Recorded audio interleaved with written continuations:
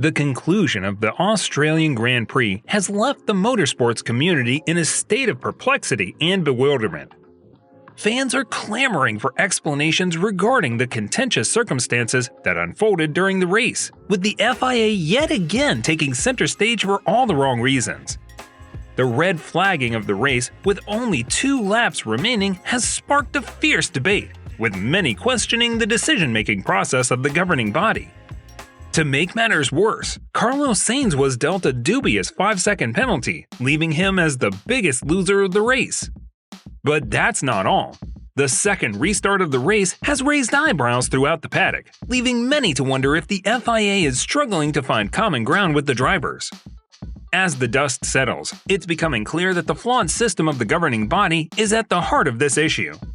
The drivers and team principals have been quick to voice their frustrations, with many calling for a more transparent and fair decision-making process.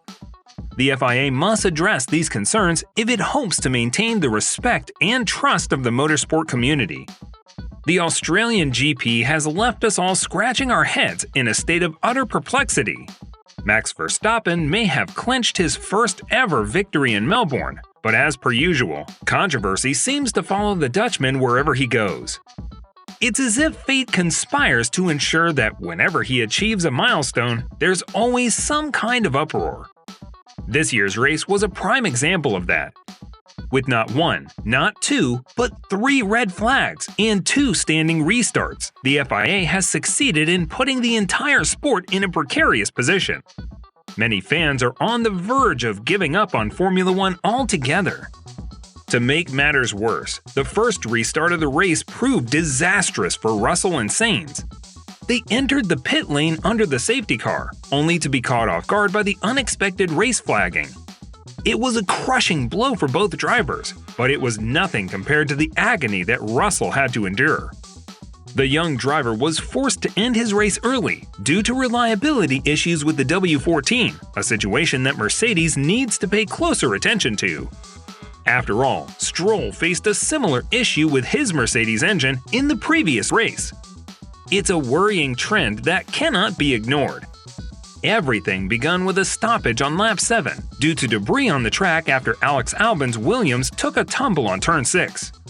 Just when we thought things couldn't get any crazier, Kevin Magnussen ripped his right rear tire off exiting turn 2, sending a flurry of carbon fiber flying across the racing lane as he sparked his way to a stop. It was a jaw-dropping moment that left us all in disbelief. And then came the standing start. Oh, the carnage! Collisions galore, with the 2 Alpines taking each other out, Logan Sargent hitting Nick DeVries, and Fernando Alonso getting spun into Carlos Sainz.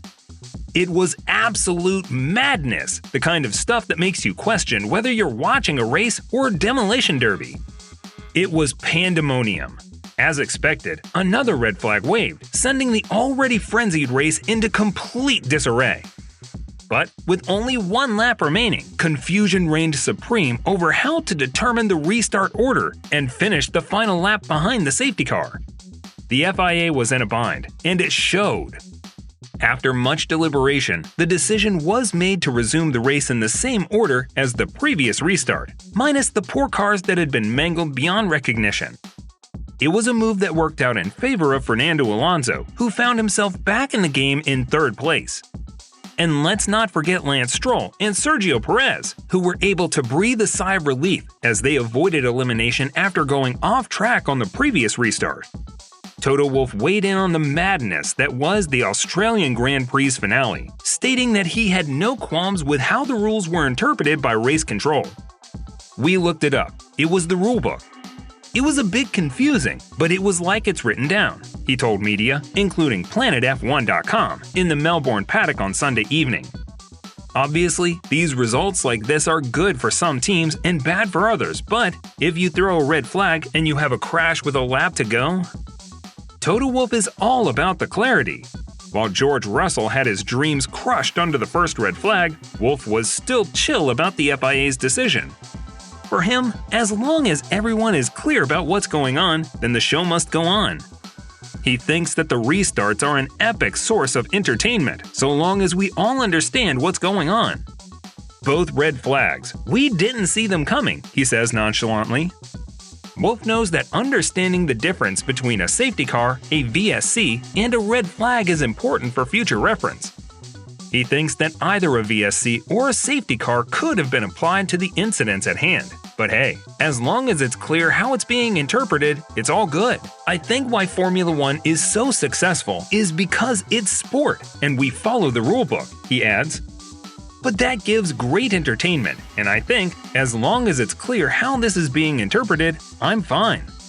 Whether you call a VSC or safety car, or you red flag it, as long as we understand in terms of us being able to plan a little bit, or having the same rules for everyone, then that's okay. Wolff is so into the excitement of the race that he even got a phone call from his wife, Susie, who was loving it as a spectator. He laughs it off, saying, "I don't know whether it was, you know. We're so into our little bubble here looking at lap times." George Russell, the plucky Mercedes driver, has been left fuming after the Australian GP threw him a curveball that shattered his race strategy.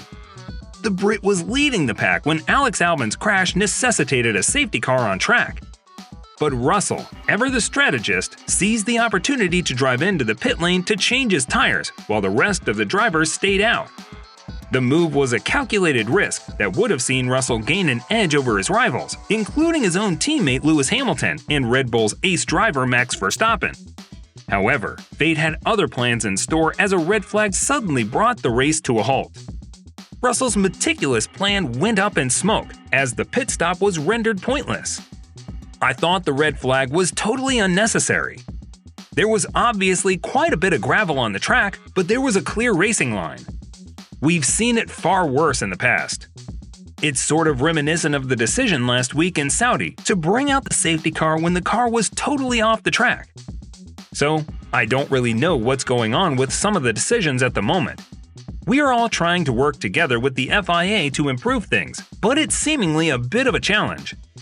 Lando Norris was totally in sync with his fellow driver, George Russell, when it came to critiquing the safety car shenanigans at the Australian GP.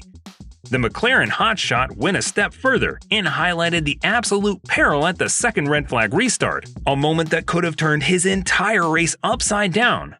Clearly concerned, Norris shared his thoughts with the world, saying, "The whole point to red flagging it feels like it was just to put on a show. I'm the one driving the car, so I feel like I could have been so unlucky through no reason. I easily could have crashed with Nico Hülkenberg at the end, because there's people going off and you're suddenly swerving and things like that. Because they try and put on a show, you just get unlucky, and everything can get taken away from you all of a sudden." The final race of the 2021 season caused seismic shifts in the way the FIA regulates races, and it all comes down to their insistence that races shouldn't end under a safety car or red flag. This common denominator links the Abu Dhabi Grand Prix of last year and the Australian GP of this year. Ironically, this was the same manner in which Verstappen clinched the championship title in 2021, with a fair and shared one-lap race. However, it's peculiar that this couldn't be the case for the current race. While the FIA attempted to provide all drivers with an equal and fair shot at a two-lap race, it resulted in 4 drivers retiring, and both Alpine drivers colliding into each other post-turn 2. In trying to create more unity, the FIA inadvertently generated more pandemonium for the drivers, which Verstappen expressed his discontent over, deeming the race a total mess. Hey folks, it's time to share your thoughts on the Australian GP. Did the FIA completely ruin the race again, or was it fair and square for everyone? We all know there are winners and losers, and the losers will always whine. But let us know in the comments below what you think. Don't forget to smash the like button and hit the subscribe button too.